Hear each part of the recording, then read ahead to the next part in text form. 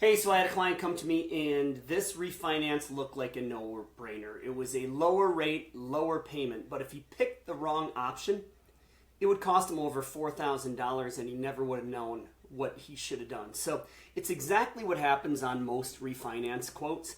They show you a lower payment, but they don't calculate the real payoff, the true costs, or when you actually come out ahead. So let me show you what really happened on this deal.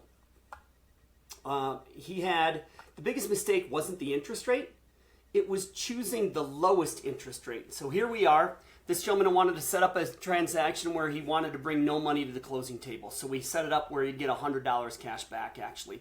And he had three different options. He was pitched 5.875. Now with that, it would come with about $5,000 in closing costs. We showed him through the Borrow Genius report 5.875, 599, and 6.125. So here's the reality of it.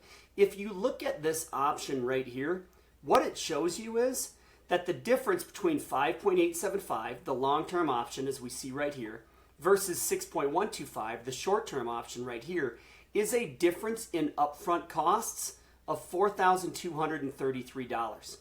Now, how much is that going to save him per month? About $42. Well, you can do simple arithmetic here, and you can see that if it's $42.33 and you're saving $42.07 per month, it's going to take 99 months or over 8 years before this loan is actually cheaper than this one.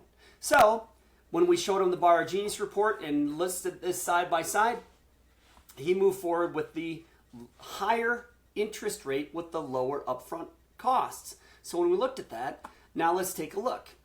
What he did here is he's dropping from 7% down to 6.125. Total closing costs are $946. He's going to save $209 a month in his monthly payment. He's also going to save $247 in the interest because he's allocating more towards principal now. And his total lifetime savings is $53,464 over his current loan as it looks like right here. So in addition, almost nobody explains this correctly. I'm going to walk you through this step by step so you can take a look at the whole thing. One of the things to point out is you can look at this and say, well, wait a second, you're telling me it's $946 in costs. However, his current mortgage balance from this statement was $410, and the new loan, if he wants to get $100 back at closing, is going to be $419,000. Well, where are you coming up with this difference in almost $10,000? Let me show you. When we come down here, the first thing is your payoff is important. Now, the balance on the mortgage statement reflected $410,000, and he did that by uploading it into the Borrow Genius app. But we're not going to close the day that statement was printed. So every single day your mortgage balance goes up because another day of interest was added to the loan. So based upon that, and when we closed on his loan, we are calculating that there's going to be additional days of interest added. That's where we get this payoff right here. And we're at the 410 plus the 3,900. That's a 414 actual mortgage payoff. Here are the actual hard costs. So there's going to be an underwriting fee, there's going to be a credit, there's going to be processing, there's going to be title fees, and we're going to have to re-record the note and the deed. All in though, he's getting a $3,000 credit coming back. So when we take the $4,000, let's call it, in total costs, minus the $3,000 in a rebate that he gets because he chose 6.125 in an interest rate, the actual and only hard cost to do this loan are $946.81.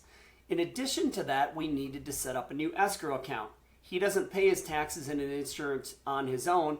His mortgage company pays them on his behalf, so they collect every single month. Well, based upon when we're closing, we're going to need 10 months of his taxes collected and 5 months of his insurance collected. We know when his insurance is due based upon the anniversary date of when he closed on his house, and he has not changed his insurance yet. So we can calculate that. In addition, when you close on a mortgage, you don't make a payment the next upcoming month because we collect the interest ahead of time, so you don't have a payment that month. So when we look at the total payoff which we calculated up here, and the closing costs, which is $946, plus the prepaid items, the $4,850, his new loan amount now is the $419,982. And we're going to give him $100 back at closing. So when he gets his $100 back at closing, and he'll also get an escrow refund that he currently has with his current lender, which we know from the statement was $2,266. Now here's what happened in his scenario. He did not make his payment in January. He also didn't make a payment in February. So even though he was only getting $100 out at closing, so call it a zero cash in, zero cash out transaction, it's going to feel like an $8,794 windfall when he receives his escrow refund and he doesn't make the 2 payments in January or February.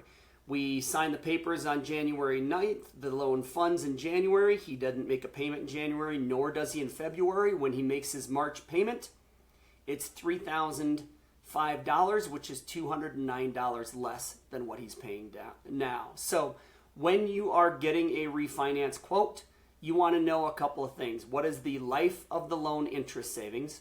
What's going to be the change in my bank balance? What is the total savings? You also want to know, which is very important, what's the break-even point?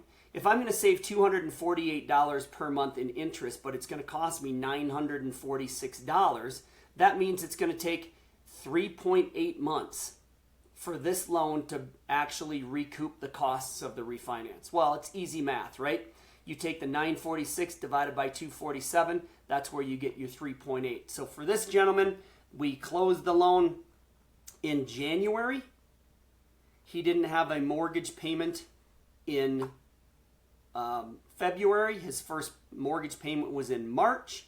We've got March, April, May, June. By the time we got this whole loan done and funded, it shows when his last mortgage payment would equal his break even. So that's how we want to work these things through when you're getting a refinance in order to make sure that you're making good decisions.